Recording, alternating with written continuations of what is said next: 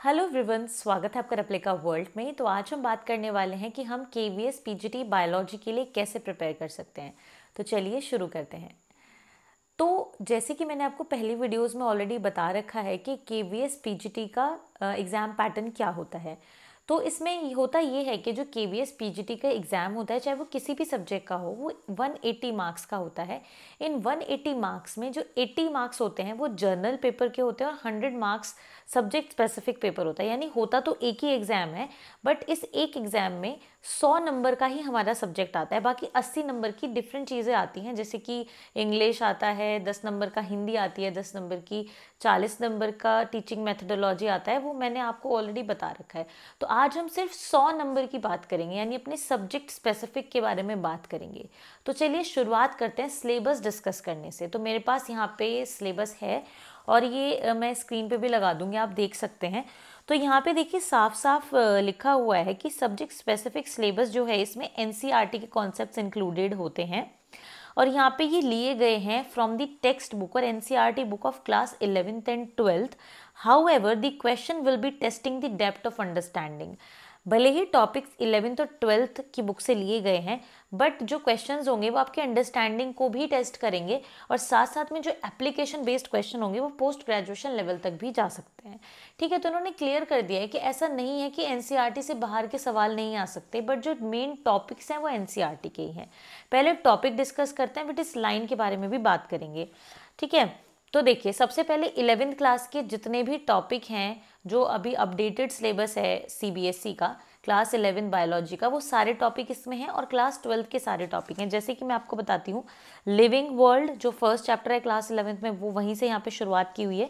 Living world, biological classification, plant kingdom, animal kingdom, morphology of flowering plants, anatomy of flowering plants, structural organisation in animals, cell the unit of life, biomolecules, cell cycle and division, photosynthesis in higher plants, respiration in higher plants, plant growth and development, ये यहाँ तक complete हो जाता है। उसके बाद फिर यहाँ पे ह्यूमन फिजियोलॉजी भी है, आपको पता है क्लास 11th में। Breathing and exchange of gases, body fluid in circulation, excreted product in their elimination, locomotion and movement, neural control and coordination, chemical control and integration. ये तो हुआ 11th का सिलेबस जो कि इसमें इंक्लूडेड है। उसके बाद आगे के जो चैप्टर्स हैं वो 12th के चैप्टर्स हैं। Sexual reproduction in flowering plants, human reproduction. ठीक है, इसके बाद फिर reproductive health, principle of inheritance and variations, molecular basis of inheritance, evolution, human health and diseases, biotechnology, principles and processes, biotechnology and applications, organism and population, ecosystem, biodiversity and conservation. तो ये सारे chapters हैं, मतलब ये आपके subject specific का syllabus है PGT biology का। ठीक है, तो ये सिलेबस है। अब कुछ इंपॉर्टेंट चीज़ें मैं आपको इसके बारे में बताऊंगी कि ये सिलेबस डिटेल्ड सिलेबस है, हर एक टॉपिक इसमें स्पेसिफाई किया हुआ है। आपके लिए मैं ये जो सिलेबस है ये अपने टेलीग्राम चैनल पर डाल दूंगी। जो हमारा टेलीग्राम चैनल है वो रेप्लिका वर्ल्ड के नाम से है, जिसका लिंक मैं आपको डिस्क्रिप्शन में दे दूंगी। आप वहाँ से टेलीग्राम चैनल को जाकर ज्वाइन कर सकते हैं, जहाँ पे आपको टाइम टू टाइम सारी चीज़ें अपडेट होती रहेंगी। जैसे सिलेबस हो या PYQs हो, मैं वहाँ पे शेयर करती रहती हूँ, तो आप वहाँ पे जाके ज्वाइन कर सकते हैं। ठीक है, तो ये तो बात हुई सिलेबस की। अब सिलेबस आपको पता चल गया, अब इसको कवर कहाँ से करना है, कैसे कवर करना है, इसके बारे में बात करते हैं। देखो सबसे पहले मैं आपको बोलूँगी, क्लास 11th और क्लास 12th के जितने भी ये टॉपिक्स दिए गए हैं इसमें, इन सभी टॉपिक्स को पहले आप एनसीईआरटी से कवर करो। मतलब जो ये सिलेबस है इसको पहले क्लास 11th और क्लास 12th की एनसीईआरटी से आप कंप्लीट करो, बाकी बातें बाद में होंगी। यानी आपको करना क्या है, वैसे तो देखो आप अपने अकॉर्डिंग करोगे जैसा भी आपको अच्छा लगे, बट मेरे अकॉर्डिंग ये है कि आप पहले 2-3 चैप्टर पढ़ो, अच्छे से पढ़ लो। अगर कोई छोटे चैप्टर हैं तो 2-2 चैप्टर, और अगर बड़े चैप्टर हैं तो 1-1 चैप्टर, है ना। तो जैसे शुरू के जो यूनिट है वो थोड़ी छोटी है, पहला चैप्टर सिंपल है, लिविंग वर्ल्ड, लिविंग ऑर्गेनिज्म वाला, और सेकंड चैप्टर बायोलॉजिकल क्लासिफिकेशन भी ठीक ठाक है। तो आप पहले फर्स्ट और सेकंड चैप्टर कंप्लीट करो अपने एनसीईआरटी से, अच्छी तरीके से लाइन टू लाइन उसको समझो, उसको पढ़ो, उसको अगर याद करनी है कोई चीज़ें तो याद करो। उसके बाद फिर उन दोनों चैप्टर के बेसिस पे आप क्वेश्चंस करो, मतलब उस चैप्टर के क्वेश्चंस करो, MCQs। ठीक है, क्वेश्चन कहाँ से करना है इसके बारे में बात करेंगे। ठीक है, तो पहले 2 चैप्टर किए शुरू के, उनके क्वेश्चंस किए MCQ। उसके बाद फिर आपको क्या करना है, नेक्स्ट चैप्टर पढ़ना है। ऐसे थर्ड चैप्टर पढ़ो प्लांट किंगडम, उसके क्वेश्चंस करो। और अगर आपको लग रहा है कि एक एक चैप्टर क्वेश्चन नहीं करने तो दो दो चैप्टर पढ़ के क्वेश्चन करो। जैसे थर्ड और फोर्थ चैप्टर पढ़ो प्लांट किंगडम, एनिमल किंगडम, और उनके क्वेश्चंस करो कुछ जाके सॉल्व, ठीक है। और उसके बाद फिर जो नेक्स्ट चैप्टर है मॉर्फोलॉजी, एनाटॉमी, उन दोनों को पढ़ो पहले एनसीईआरटी से लाइन बाय लाइन, और उसके बाद फिर उनके क्वेश्चन करो। मतलब आपको दो दो चैप्टर पढ़ पढ़ के पहले उनके क्वेश्चंस करते रहना। उस तरीके से आप एक क्लास की एनसीईआरटी पहले कंप्लीट करो। जरूरी नहीं है कि आप 11th की पहले कंप्लीट करो, अगर आपको 12th से शुरुआत करनी है तो पहले आप 12th की एनसीईआरटी कंप्लीट करो। तो क्लास 12th बायोलॉजी की जो एनसीईआरटी है या फिर 11th की, उनको आपको एक एक करके कंप्लीट करना है, जैसे भी आपको सही लगे। अगर पहले 11th का कंप्लीट करना चाहते हो तो 11th की कंप्लीट कर लो, 12th की करना चाहते हो तो 12th की कर लो। तो दोनों को पहले एक एक करके कंप्लीट करना है, और साथ साथ में दो दो चैप्टर के बाद क्वेश्चंस भी करते रहना है उनके। तो क्वेश्चंस भी आपके थोड़े बहुत हो जाएंगे और आपका जो एनसीईआरटी से है वो भी कवर हो जाएगा। जैसे ही आपका एनसीईआरटी से सिलेबस कवर हो जाए उसके बाद आपको फिक्र करनी है इस बात की कि कौन से टॉपिक हाई लेवल से पूछे जाएंगे। अब हाई लेवल से हम कैसे पढ़ें, मतलब पोस्ट ग्रेजुएशन लेवल तक हमें कैसे पढ़ना है, कौन से टॉपिक पढ़ना है, ये अब की बात है। हम लोग क्या करते हैं, पहले ही टेंशन लेने लग जाते हैं कहाँ से पढ़ें, कौन सी बुक रेफर करें, पोस्ट ग्रेजुएशन लेवल तक के क्वेश्चन आएंगे। नहीं, पहले आप अपना बेस क्लियर करो, ठीक है। और केवीएस ने ऐसा कहीं नहीं लिखा है, कहीं नहीं बोला है कि सारे क्वेश्चन पोस्ट ग्रेजुएशन लेवल के आएंगे, नहीं। देखो मैं अपने एक्सपीरियंस से बता रही हूँ, लास्ट ईयर तक जो था कि 100 क्वेश्चन में से डेफिनेटली आप लिखवा लो मेरे से 60 से 65 क्वेश्चन एनसीईआरटी से आते हैं, ठीक है। बाकी के जो 35 क्वेश्चन हैं, ठीक है, बाकी के जो 35 या 40 मान लो 35 या 40 क्वेश्चंस हैं, वो भी इतने ज़्यादा हाई लेवल के नहीं आते हैं, बट हाँ वो थोड़ा सा ऊपर लेवल के होते हैं या थोड़ा सा डिफरेंट आप कह सकते हो कॉन्सेप्ट के होते हैं, या एक दो कॉन्सेप्ट को मिलाकर मतलब थोड़े से अच्छे से क्वेश्चंस होते हैं वो, ठीक है। तो 35 से 40 क्वेश्चन ऐसे होते हैं, उसमें से भी जो थोड़े से आपको हार्ड साइड लगेंगे वो 10 से 15 क्वेश्चन होंगे, और वो भी अगर आप अच्छे हो अपने सब्जेक्ट में वो भी आपको हार्ड नहीं लगेंगे, है ना। तो 10 से 15 क्वेश्चन थोड़े से घुमाने वाले आ सकते हैं, बाकी क्वेश्चन सब ठीक आते हैं। तो पहले आप बाकी क्वेश्चन का बेस तो अच्छा कर लो। अब उस 15 के चक्कर में आप वो बेस ही खराब कर लोगे तो कैसे चलेगा, है ना। तो आपको पहले कोई फिक्र नहीं करनी, आपको पहले अपनी 11th और 12th की एनसीईआरटी कंप्लीट करनी है, ओके।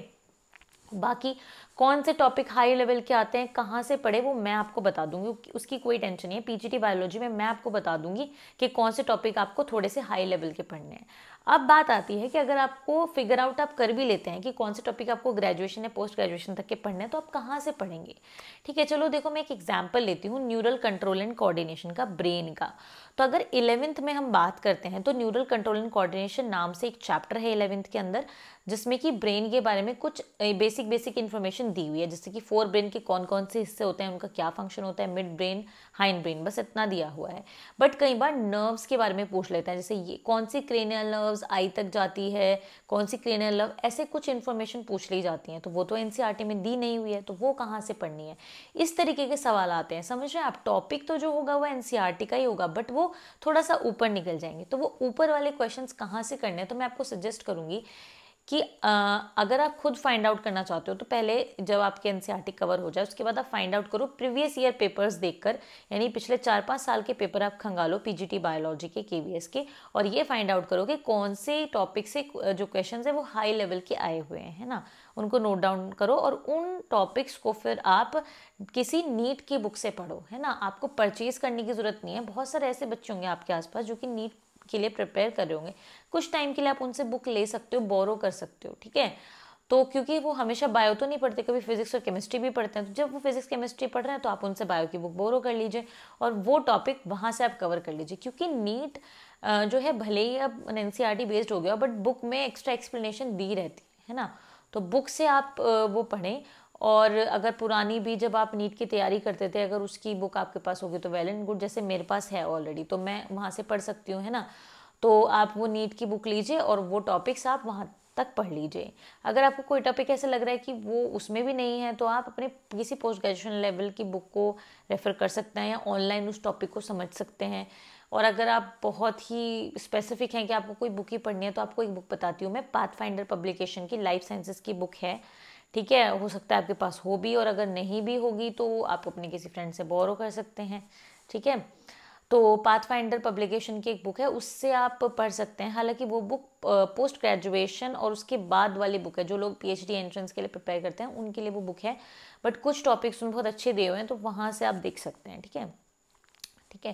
तो इस तरीके से आप वो वाले टॉपिक्स भी कवर कर सकते हैं। जैसे ही आपका सिलेबस कवर हो जाता है, मतलब आपका बायो का जो सिलेबस है वो कवर हो जाता है, उसके बाद आपका मेन टास्क है कि आपको ज़्यादा से ज़्यादा क्वेश्चन प्रैक्टिस करना है। तो ये क्वेश्चन आप कहाँ से प्रैक्टिस करेंगे, तो आप ये भी नीट की बुक से किसी से कर सकते हैं, या आप कोई क्वेश्चन बैंक खरीद सकते हैं, अच्छे से किसी ब्रांड का होना चाहिए वो।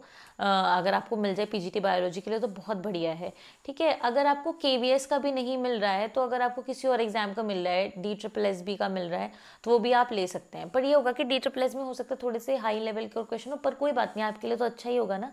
तो अगर आपको केवीएस का स्पेसिफिक नहीं मिलता तो आप पीजीटी बायोलॉजी के लिए कोई और ले लीजिए। बट मैं आपको सजेस्ट करूंगी कि अगर आप लोग उत्तराखंड से और अगर आप यूके के एग्ज़ाम का कोई ले रहे हैं तो आप मत लीजिएगा, क्योंकि उत्तराखंड में जो एग्ज़ाम होते हैं, या मुझे यूपी का तो नहीं पता इतना, यूपी का भी मुझे लगता है ऐसा ही है कि यूपी और उत्तराखंड के जो स्टेट के जो एग्ज़ाम होते हैं पीजीटी उसमें या टीजीटी होते हैं, उसमें बहुत हाई लेवल को पता नहीं कहाँ कहाँ से सवाल पूछे जाते हैं, तो उनसे आप मत करना, ठीक है।